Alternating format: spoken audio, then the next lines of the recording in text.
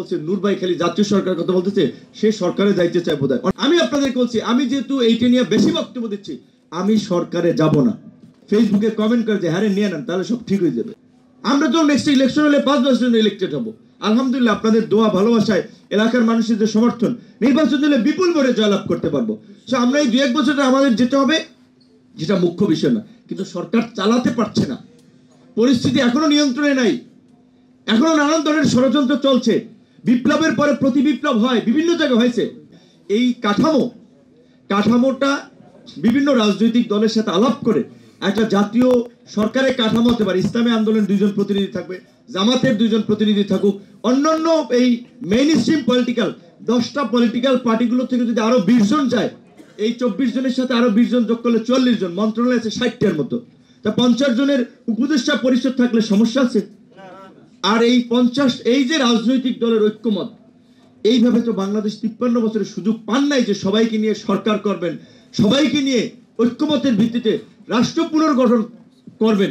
একটা বার আমরা পাইছি, এই সুযোগ যদি আমরা হেলায় ফেলায় নষ্ট করে ফেলি, আর কবে পাবো আমি জানি না। অনেক নির্বাচন আগে স্থানীয় নির্বাচনগুলো দেয়, সবচেয়ে ইতিহাসের ভালো স্থানীয় নির্বাচন হবে, এবং সেই স্থানীয় নির্বাচনের মধ্য দিয়ে প্রকৃত জনপ্রতিনিধি ইউনিয়ন থেকে সিটি কর্পোরেশন পর্যন্ত বের হয়ে আসবে, যারা এই সরকারকে সহযোগিতা করতে পারবে। উপজেলার বিষয়টা উপজেলা চেয়ারম্যান কিছুটা সরকারকে সহযোগিতা করতে পারবে, পৌরসভার মেয়র সহযোগিতা করতে পারবে।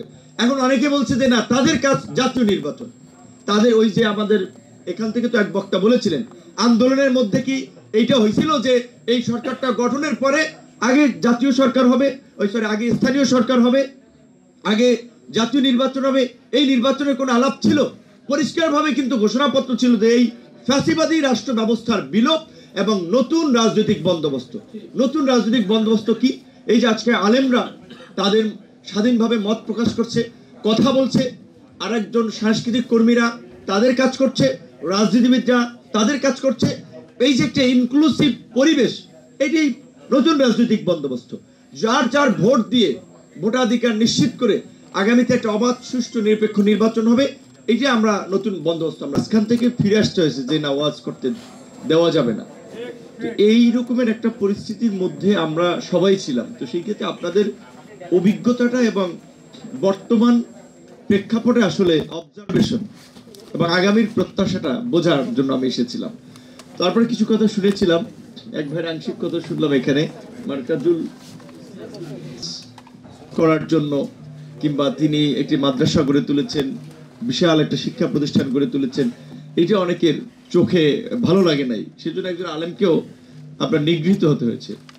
গত 16 বছরে শুধুমাত্র রাজনৈতিক প্রতিপক্ষ হামলা মামলার শিকার হয়েছে সেটি না, এখানে এই দেশের অনেক সম্মানিত আলেম ওলামারাও নানানভাবে লাঞ্ছিত হয়েছে, নিগৃহীত হয়েছে।